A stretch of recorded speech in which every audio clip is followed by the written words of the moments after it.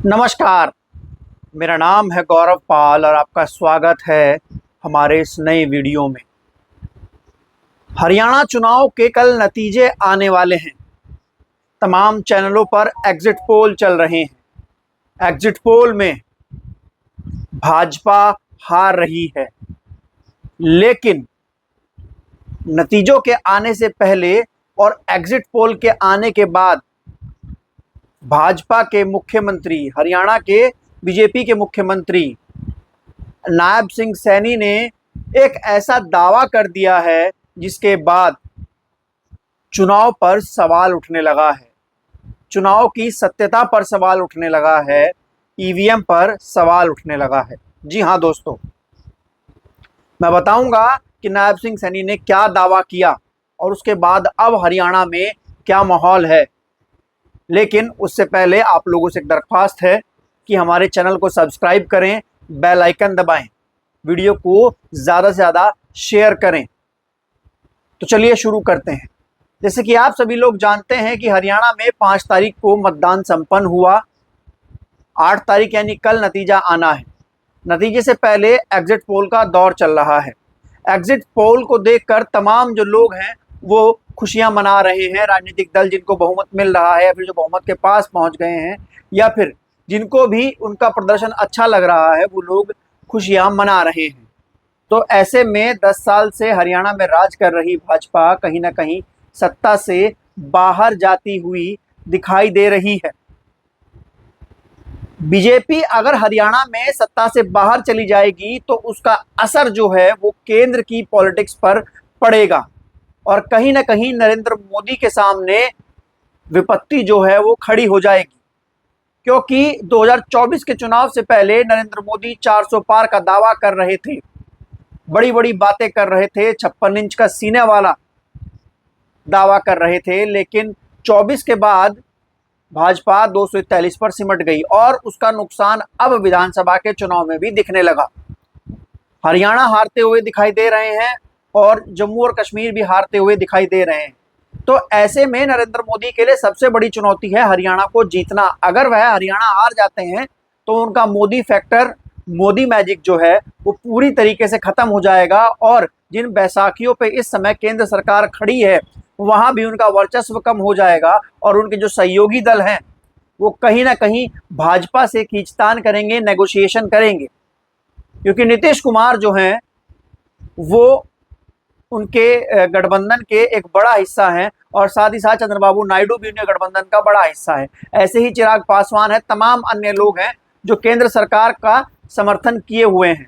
ऐसे में अगर मोदी कमजोर होते हैं, हरियाणा हारते हैं, तो केंद्र पर भी इसका असर पड़ेगा और कहीं ऐसा ही ना हो कि तख्ता पलट हो जाए।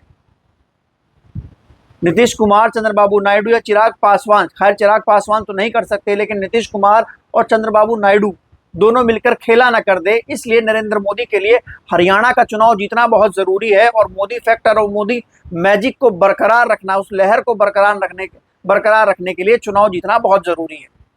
तो ऐसे में अब खबर ये आई जब तमाम एग्जिट पोल बीजेपी को 30 के आसपास दिखा रहे हैं, 28 के आसपास दिखा रहे हैं, 26 के आसपास दिखा रहे हैं, तो ऐसे में नायब सिंह सैनी ने एक प्रेस कॉन्फ्रेंस की और उस प्रेस कॉन्फ्रेंस में क्या कुछ कहा वो मैं आपको बताऊंगा और उसके मायने भी आपको समझाऊंगा। देखिए, 8 तारीख को हम सरकार बना रहे हैं। मेरे पास सभी रिपोर्ट्स हैं और 8 तारीख के बाद आपके सामने है। 8 तारीख को जनता देगी जवाब और ये कहेंगे कि ईवीएम है खराब। जनता जवाब देगी 8 तारीख को। आदि आरोप लगाएंगे, ये कहेंगे ईवीएम खराब है, ईवीएम को दोष देंगे। ये देने वाले आप देखना है जी। मैंने क्या कहा है? 8 तारीख को जनता देगी जवाब, ये कहेंगे ईवीएम है खराब। मैंने कहा कि पूर्ण बहुमत से हम सरकार बना रहे हैं और देखिए कई सीटों के ऊपर हमारा मुकाबला था, इसलिए हम छूते नहीं है।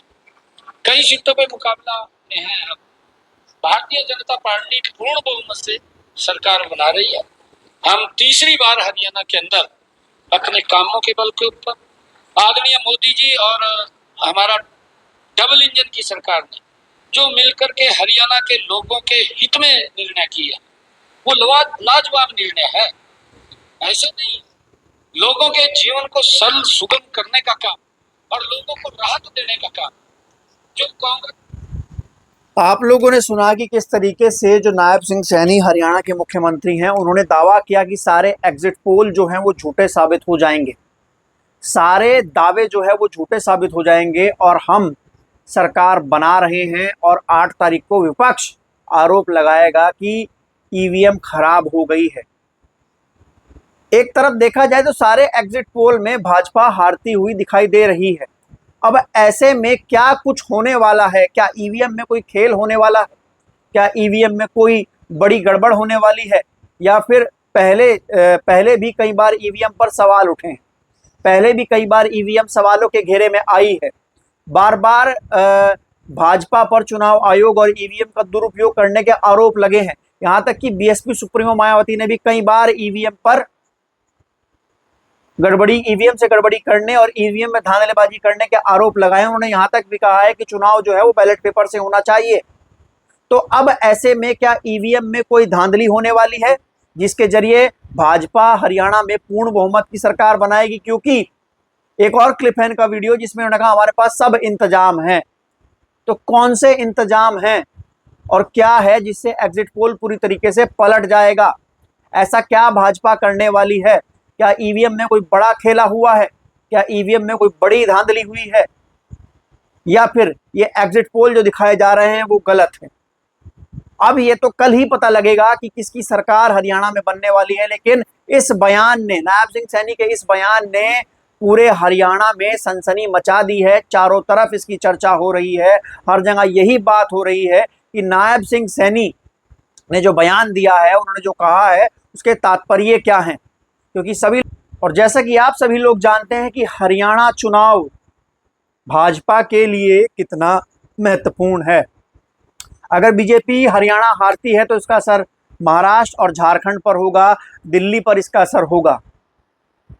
और अगर महाराष्ट्र, झारखंड, दिल्ली भी बीजेपी हारती है तो फिर बीजेपी के लिए बड़ी समस्या खड़ी हो जाएगी, बहुत बड़ी समस्या। केंद्र में भी कमजोर हो जाएंगे और 2029 से पहले भी देश में चुनाव हो सकते हैं लोकसभा के।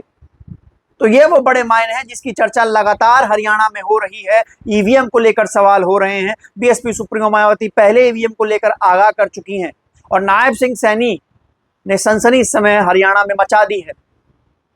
आपको हमारा ये वीडियो कैसा लगा हमें लिखकर जरूर बताइएगा। वीडियो को लाइक कीजिएगा, चैनल को सब्सक्राइब कीजिएगा और ऐसे ही बने रहिएगा हमारे साथ। तब तक के लिए चलते हैं, फिर मिलेंगे दूसरी वीडियो में। धन्यवाद, नमस्कार।